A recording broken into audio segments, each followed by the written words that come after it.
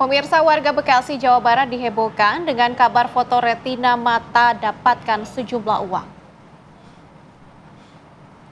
Satu persatu warga masih terlihat mendatangi kantor cabang World di Jalan Insinyur Haji Juanda, Kabupaten Bekasi, Jawa Barat. Padahal sejak aplikasi World Coin dibekukan oleh Komdigi, kantor berlantai 2 tersebut tidak lagi aktif. Sejumlah warga juga pemirsa umumnya datang untuk mendaftar. Nah, namun informasinya memang pemirsa selain untuk mendaftar juga ada yang memverifikasi atau memenuhi undangan dari pihak World. Mereka sebelumnya telah mendownload dan juga memenuhi berbagai persyaratan dalam aplikasi World tersebut. Besaran uang yang diterima mulai dari Rp200.000 hingga Rp800.000 hanya dengan foto mata sangat menggiurkan hingga tidak sedikit warga yang datang ke kantor tersebut.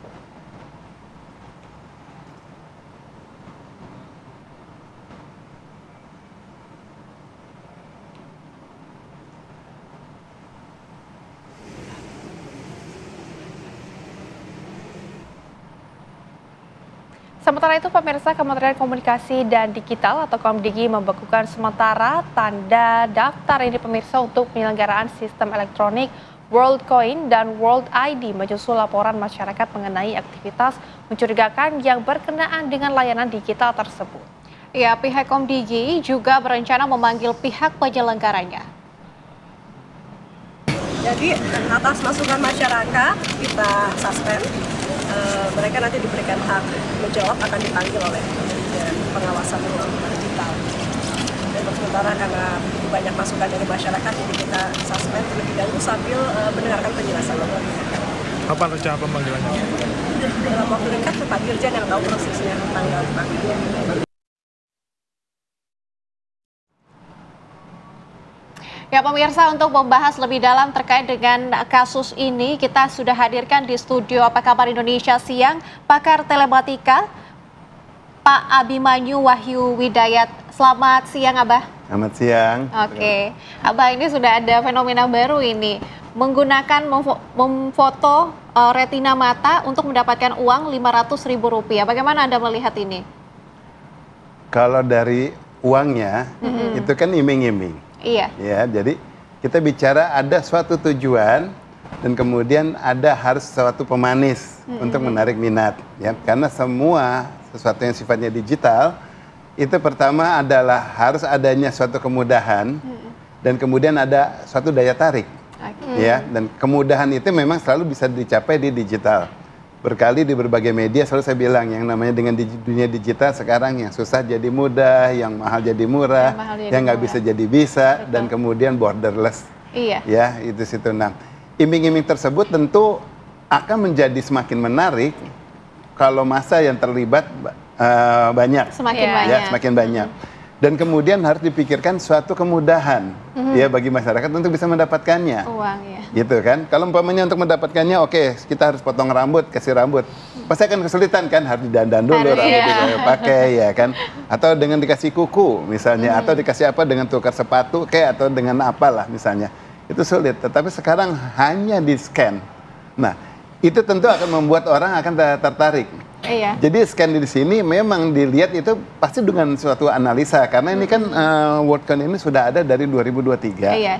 Ya, sudah ada. Jadi kemudian dari sebegitu mudahnya itu dilihat di tempat lain, maka ternyata cara dengan melakukan scan kemudian dapat uang, orang minat. Ya, gitu. Dan kemudian transaksinya sangat mudah, validasinya juga sangat mudah. Itu yang kemudian dia bisa memberikan suatu daya tarik bagi masyarakat kita. Tapi pasti masyarakat kita kalau dibilang ini adalah WorldCoin, di sini adalah cryptocurrency gitu, wah nggak akan nyampe, nggak akan nyampe. Yang ngerinya adalah bahwa untuk bisa mendapatkan ini, retina ini dikemas oleh orang-orang di bawah di situ di lapangannya secara berbias. Yang akhirnya pas kita tahu secara beritanya aja bahwa dia tinggalnya scan retina kemudian dapat.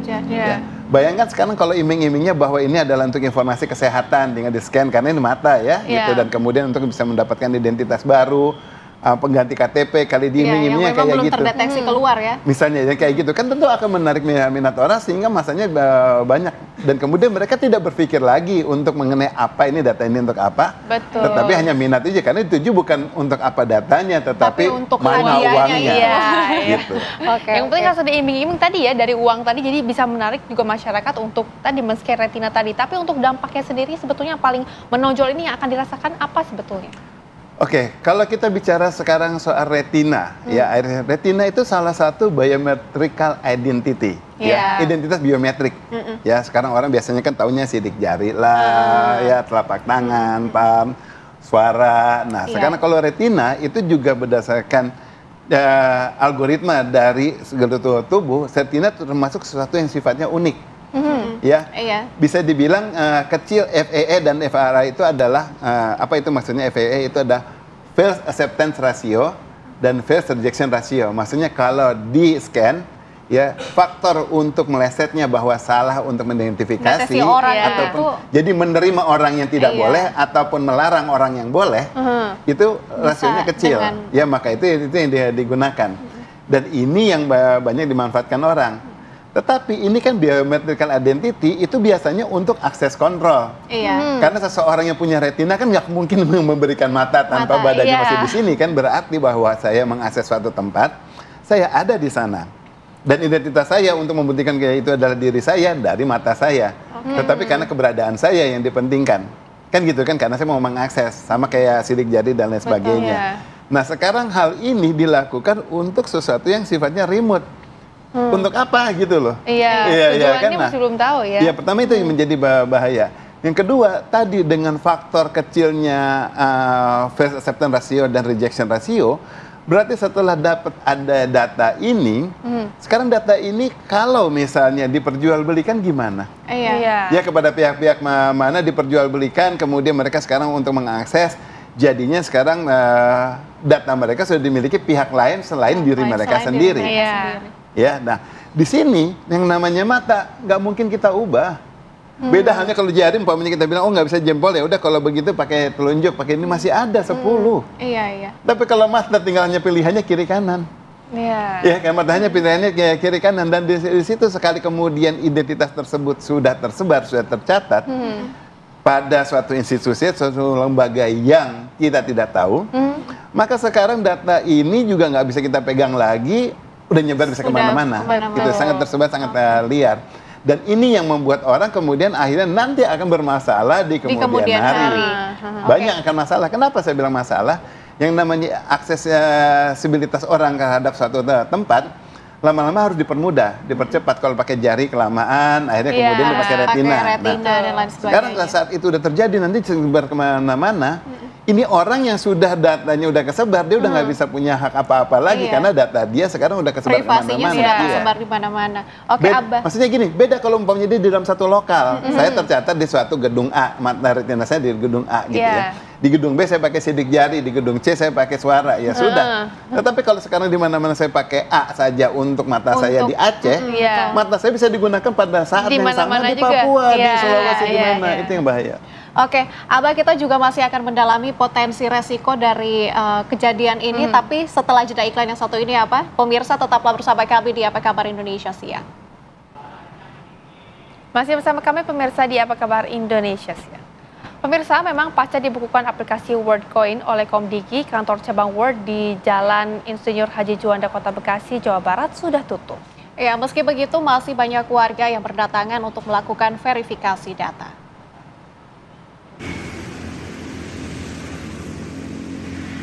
Beginilah kondisi kantor World di sebuah ruko yang berlokasi di Jalan Insinyur Haji Juanda, Kelurahan Durenjaya, Kecamatan Bekasi Timur, Kota Bekasi, Jawa Barat. Kantor yang baru beroperasi 1 pekan ini kini ditutup pasca dibekukan oleh Kementerian Komunikasi dan Digital. Meski telah ditutup, sejumlah warga masih mendatangi kantor ini. Petugas dari Kelurahan Durenjaya juga mendatangi ruko tersebut pasca viral di media sosial. Menurut warga, untuk mendapatkan uang tunai dari aplikasi World, mereka cukup menukarkan koin yang diterima. Sebelumnya, mereka harus melakukan pemindaian retina mata dan verifikasi wajah melalui perangkat digital kamera. Barulah aplikasi tersebut dapat digunakan dan warga bisa dapat menukarkan koin. Nah, itu ada nilai saldonya, Bang? Bukan saldo, koin. Cair lagi. Kemarin cair berapa? 260.000. Itu main berapa lama gamenya? Enggak main, enggak apa-apa. Pokoknya 1x24 jam, si koin yang 16 itu bisa kita klaim jadi duit. Walaupun nggak dimainin, tapi si koinnya tetap. Yang penting kita download, ikut pelatihan, ikut nonton ini, 1x24 jam itu udah cair. Sebenarnya pertama curiga, karena dia kan ngambil iris mata kita kan ya. Cuman kan kalau iris mata kita kan, data kita itu nggak bisa digunakan. Kalau iris mata itu buat apa? Kita mati juga nggak apa, kecuali nomor KTP ya, gunaan pinjol segala macam. Di sini tidak minta nomor KTP. Kita nanya ke dia, gimana data saya? Data Bapak aman? Nanti semua data itu dikembalikan ke HP Bapak lagi. Kami tidak menyimpan data apapun dari Bapak. Di aplikasinya kita disuruh apa? Nggak ngapa-ngapain. Nggak ngapa-ngapain. Nggak ngapa-ngapain. Bisa dapat uang. Scan-nya itu di tokonya langsung apa dari HP doang? Di dalam situ. Oh, di tokonya ya, di tempat berarti ya, bukan dilakukan secara online ya. Oh, oke, siap. Nah, Mbak tugasnya cuma hanya Nge-scan doang. Terus kan pas besoknya udah ngeklaim, tinggal ngeklaim doang. Salah satu kantor cabang World App di Jalan Margonda Raya Beji Depok juga telah ditutup sejak Senin kemarin. Menurut warga yang pernah mendatangi kantor ini, mereka cukup melakukan pemindahan retina mata, menonton video dan dalam waktu 1x24 jam bisa menukarkan koin menjadi rupiah yang ditransfer melalui aplikasi dompet digital.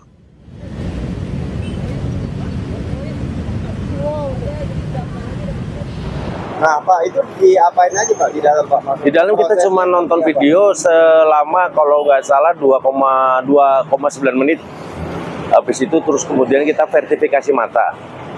Nah, setelah verifikasi mata itu kita nonton video lagi tuh untuk dapat penjelasan dari karyawannya mengenai aplikasi itu. Habis itu udah selesai, kita keluar. Paling lama juga 15 menit untuk verifikasinya. Totalnya variatif sih, ada yang 170, ada yang 200, ada yang 250, ada yang kemarin teman saya 308. Keberadaan aplikasi World App ini memang tengah menjadi sorotan, apalagi masyarakat bisa dengan mudah memperoleh uang hingga ratusan ribu rupiah dalam waktu sekejap. Dari Bekasi dan Depok, Jawa Barat, Kurnia Dwi Hapsari, Meli Kasna, TV One mengabarkan.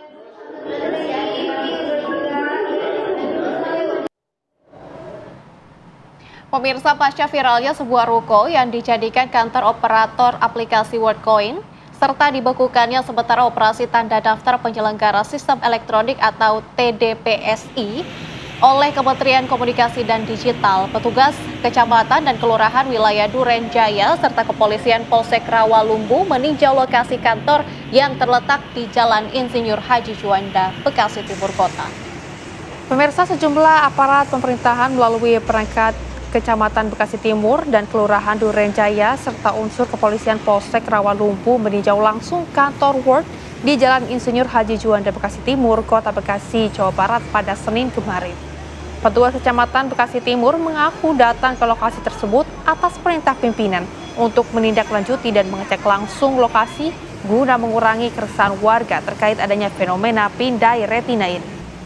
Selain aparatur pemerintah, polisi juga meninjau langsung ruko World yang baru disewa sejak 1 minggu lalu sampai Selasa pagi. Meski kondisi ruko berlantai 2 ini sudah dalam keadaan tutup, namun sejumlah orang silih berganti berdatangan ke ruko tersebut guna memenuhi undangan yang dijadwalkan untuk melakukan verifikasi data melalui scan retina mata hingga rekam wajah. Sebelum pihak Komdigi membekukan operasi sementara tanda daftar penyelenggara sistem elektronik melalui aplikasinya, sejumlah warga bahkan mencapai ratusan orang berdatangan silih berganti ke kantor tersebut guna memenuhi undangan verifikasi dan mendaftar baru di aplikasi World dengan harapan mendapatkan uang secara cuma-cuma, mulai dari jumlah koin yang didapat atau dengan nilai 200 hingga 600 ribu rupiah.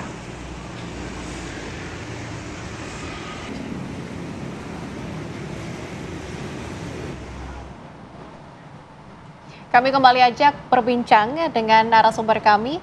Amba, tadi kita sudah dengarkan ya bagaimana tanggapan masyarakat yang sebenarnya mereka pengguna WorldCoin ini. Mereka menyebutkan bahwa memang data mereka diambil, tapi akan dikembalikan kembali data mereka tersebut. Ini gimana nih ya? Apakah memang data tersebut ketika telah disebar bisa kembali lagi atau bagaimana, Abah? Data digital selalu perpindahan itu bukan secara fisik ataupun secara suatu entity ya, satu benda, beda kemudian di copy pindah dan di sini hilang. Yang namanya data selalu sampai berpindah itu di copy ke sana, yang di sini dihapus. Oke, nah sekarang kalau dibilang sudah didata di sini kemudian diberikan kepada dia seakan dia punya datanya, yang di sini nggak dihapus bagaimana? Ya. Andai kata di sini dihapus bisa di-undelete, bisa dikembalikan lagi, di-recover gitu loh. Nah, tidak mungkin seseorang yang memberikan sudah mengeluarkan uang ya, kemudian sekarang mau menghapus datanya sebegitu saja, lalu dia dapat apa? Kan nggak mungkin. Nah, logika ini yang tidak sampai pada masyarakat. Dia pikir hanya itu mendapatkan di identitas mata saja. Dan yang pasti selalu adalah iming-imingnya. Ini yang kita paling ngeriin adalah iming-imingnya. Sampai dibilang tadi di-scan sampai wajah. Padahal WorldCoin itu kan yang pendirinya Sam Altman dan Alex Blania, ya. Itu selalu hanya menggunakan retina, tidak menggunakan scan wajah. Nah sekarang di sini di retina kemudian scan wajah, ini ada yang menang banyak nih yang penyelenggaranya. Jadi bukan hanya retinanya saja, face recognition juga ya. Karena tadi saya bilang kalau tingkat kegagalan persentase kegagalan identifikasi wajah dibanding retina bagusan retina. Nah, tapi artinya proyek ini apakah digunakan ada pihak-pihak terselubung gitu yang mengumpulkan data kemudian nanti akan ada dampaknya terutama di masa depan? Ya, itu akan nanti bisa dimanfaatkan sama yang bersangkutan ya. Tetapi kalau kita bicara wajah sekali kita berubah aja, kita lagi cemberut, lagi senang aja biasanya sudah berubah, diaksesnya susah. Beda sama retina. Orang lagi sedih, lagi retina kan bentuknya begitu-begitu saja. Nggak berubah kan, saya umpamanya kayak sidik jari. Seberapa sensitif sih Abah penggunaan retina mata ini dibandingkan dengan yang lain gitu seperti sidik jari dan lain sebagainya? Retina tuh jalurnya tuh rapat banget ya di sini dan kemudian identitasnya pasti berbeda satu sama lain. Bayangkan tetapi retina ini kalau nanti digunakan sebagai aksesibilitas orang untuk identifikasi ataupun untuk masuk ke suatu tempat, ditempel bukan dari jauh loh, dari dekat. Ya, kita dari dekat. Seorang yang sebelum dia ngecek mata dan dia ada sakit mata, orang berikutnya akan jadi sakit mata, langsung semua kena. Ya kan, orang kalau sakit mata aja berjarak aja masih bisa mudah terkena virusnya. Ya kan, apalagi kalau dekat dia dalam satu perangkat yang dibilang orbs tersebut, dia ngecek di situ, bakterinya masuk ke sana, dicekkan sama orang ya sudah.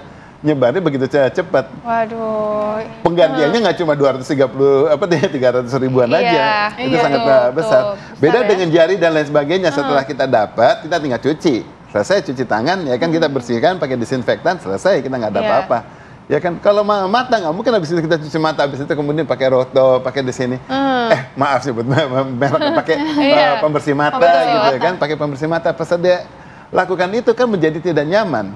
Lakukan itu. Sementara identitas ini mau digunakan sebagai identifikasi seseorang, ID-nya dia. Pada saat itu dia ada lakukan, kemudian itu dilakukan secara remote, setiap dia akses dia mesti membawa alat pembersih matanya kemana-mana, jadi nggak nyaman. Tetapi kalau kita bilang tadi untuk akses kontrol, hal itu sangat baik, ya karena benar-benar tidak mungkin salah identifikasinya gitu.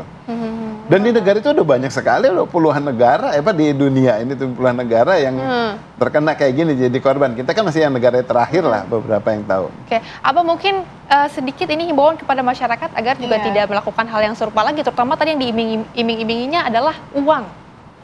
Oke, kalau dibilang harusnya menghindari, harusnya udah enggak ya, karena kan sekarang oleh Komdigi sudah ditutup, ya namanya PSN-nya sudah ditutup, situsnya ditutup, aman.